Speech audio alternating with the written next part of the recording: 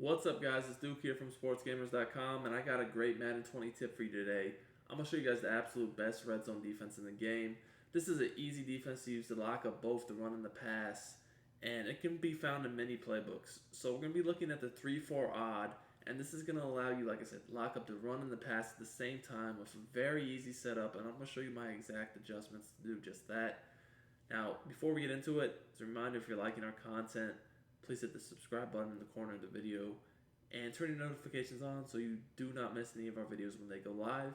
And in the meantime, if you want to get better at Madden 20, check out sportsgamers.com, man. You need to be there. We got the best tips and ebooks available anywhere, point blank, period. So, let's get into this tip. The 3-4 odd, cover 4 drop is what we're going to be looking at.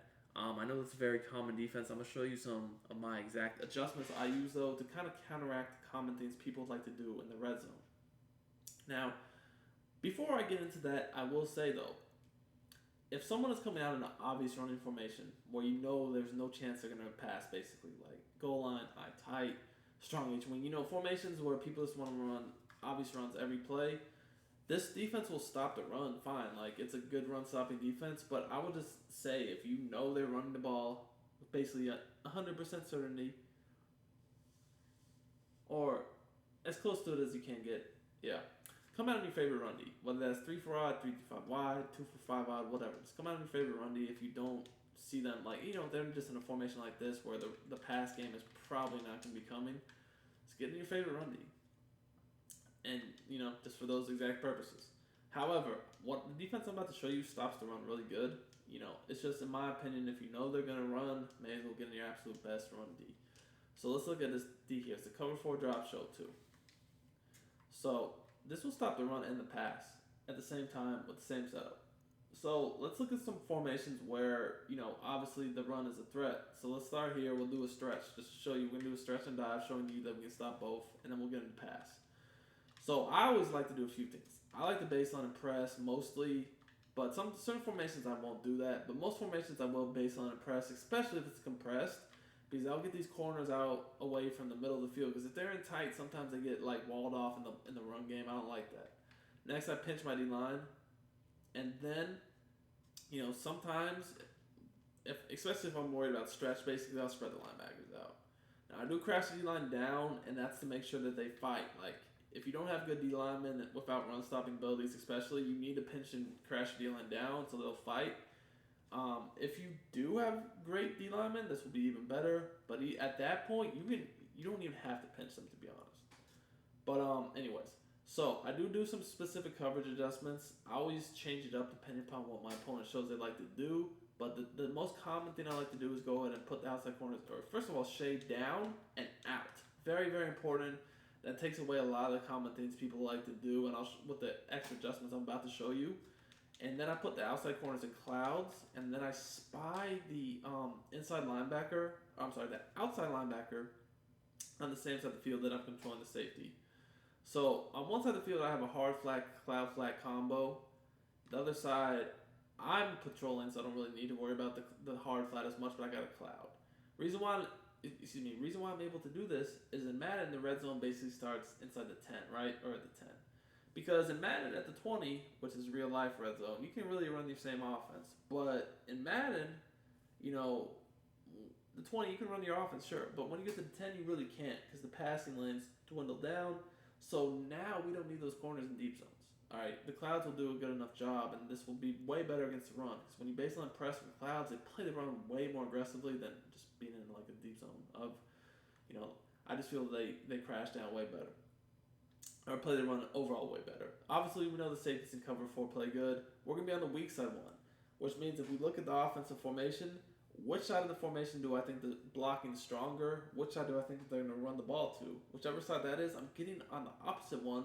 So if they do run the ball, I can be basically an extra defender and run support. Now here, wing flex close, really, honestly, it could go either way. You got 2 extra blockers on each side. When I say extra blockers, know that obviously they are always, at the 5-0 linemen. So I'm really talking about receivers, tight ends, fullbacks.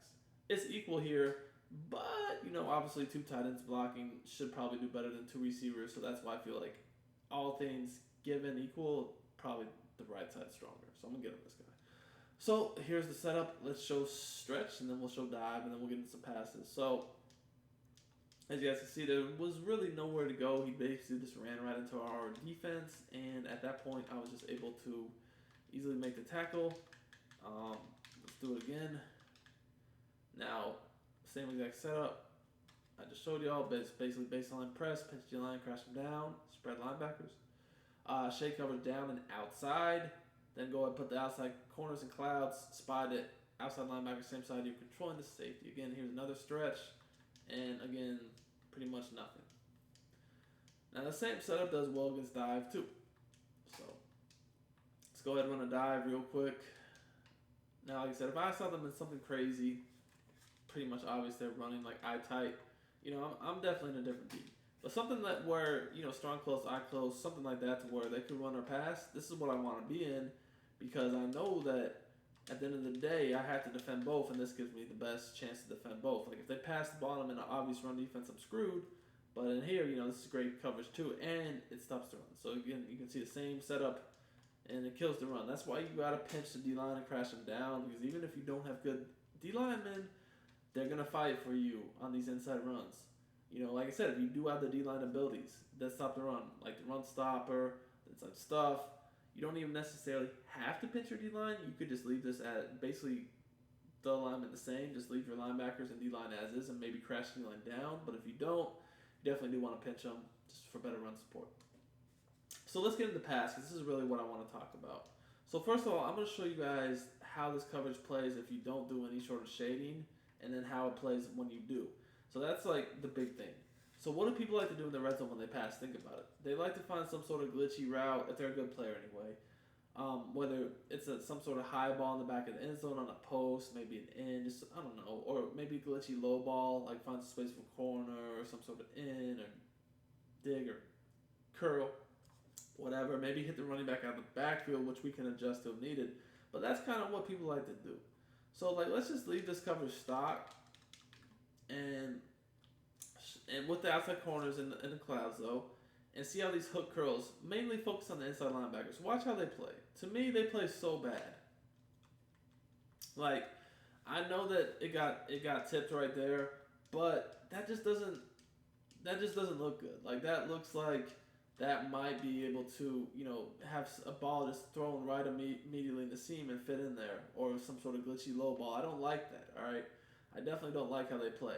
Other than that, though, I love this defense because you can see everything's boxed up. Obviously, this is my user right here. I'm just not moving because I'm playing offense. But I'm taking away the back of the end zone throw myself because I know people love those.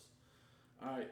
Now, watch what happens. Y'all see that even though it got swatted, they kind of play that area of the field weak with no shading. Those hook girls kind of just are just BSing, really. They're not really doing much. They're just kind of like pity-patty, and I don't like that. So, watch how much better they play when you do the shading. This is a great tip that, like I said, not too many people I feel even know this. So shade down, then out. Alright. So we got our D set up. Now watch what happens with these hook curls now when you do that. See how much better they play? I mean, they literally just get right up in that alleyway. You cannot throw a pass there. It's going to get, it should have been picked. It's going to get broken up for sure. But you cannot throw this. Now, this because these linebackers fan out way wider, it's dead. Now, the thing that's so glitchy about this is knowing that the linebackers are going to fan out. That's why I spied this other linebacker, so he comes up underneath them, in between the two of them, so you can't get no dinky-dunky route over the short middle of the field. And then the other glitchy thing is now, at the same time, with our spy, if they have a mobile quarterback, an escape artist, or someone that could scramble, roll out, whatever, spy, we got that covered. Meanwhile, I'm not weak on the sideline over here because I got my cloud, all right, and I'm in the back of the end zone myself defending those high balls. So let's just look at this live. Let's look at how this will take away everything you needed to take away. All right, and these adjustments might sound like you're doing a lot, honestly, but I'll just do it full speed now. It's really not. So baseline press, pinch D line crash down, spread linebackers out, shade down, shade out, cloud flat the corners, spy the outside linebacker on the same side you're controlling. And I mean, you can just do all that on the safety. It's really, really easy. So let's just do this live. Let's see if we can find anywhere to throw the ball. At this point, it's a broken play. It's going to be a cover check. You throw anywhere, you're going to get picked off. So you're always on the safety against the pass, and you're looking for those glitchy high balls, those passes in the back of the end zone. The people like to throw up to their superstars and just ag you and just all that. We don't want none of that. So that's why we're kind of just chilling. We're just literally just matching everyone like literally there's nowhere to go. Like you're not gonna find an opening to go at all. Got everything locked down.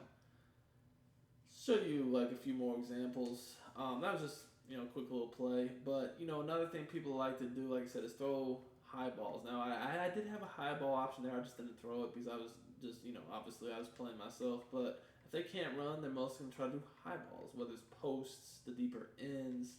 They might try like some glitchy like hitch curl, like low ball stuff, corner low balls. I mean that's the type of stuff people do. I mean I know y'all know what people do in the red zone. But here's another play. It's a little mesh play with that little glitchy in route, right? Pretty common type thing people will try to hit. So again, we gotta set up. I'm on this left safety because if I look at the formation, I see two tight ends to the right. Looks like we got a receiver over there and a tight end on the left, but it's pretty balanced. But blocking is a little bit better on the right. So let's go ahead and go through it. And you see what I'm looking at myself. So as soon as I see that deep route in the end zone, that end, I'm strafing underneath that, making sure they can't throw it. And you guys will see that everything else is covered. Now you can like bait like you're gonna like play someone else at the beginning of the play. Like here I kind of baited like I was gonna go guard that tight end underneath. But as soon as you see there's a glitchy route in the back of the end zone, you see how I got up underneath it. And honestly, like I didn't do the best job because there is a slight crease right here. So I probably just needed to come directly back to him right away. I probably did a little bit too much coming down, honestly, right there, to be quite honest with you. Because while I covered it right here, like right here, I'm good. I'm straight up underneath it. And that's if you have a good user. Like if your safety sucks, that's not close enough. You'll need to be closer.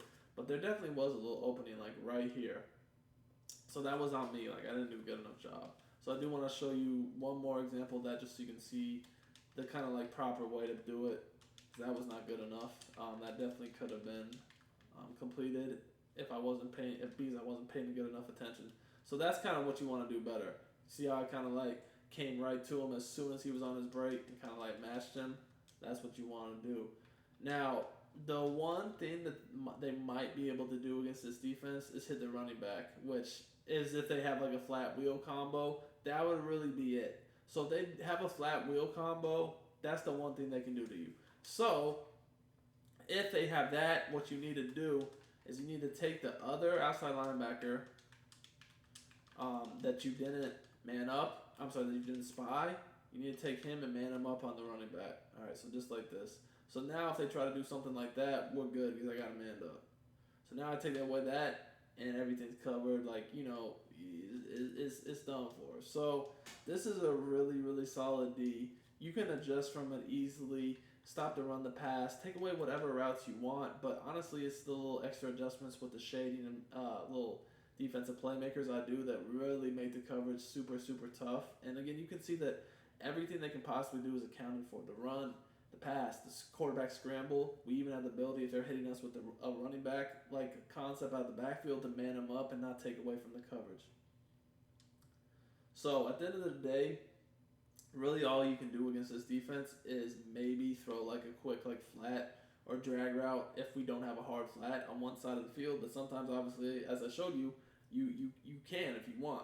So that'd be really it. But again, we're going to live with them throwing in the flats, especially when we have cloud flats, because worst case scenario, especially if we have good cloud flat defenders, they're going to come up pretty quickly to make the play. So this is definitely a defense that you can use to limit your opponent and make them attempt field goals and not get touchdowns once they get into the red zone. Hope you like this tip. Make sure you guys smash that like button. I'll be back with some more great content.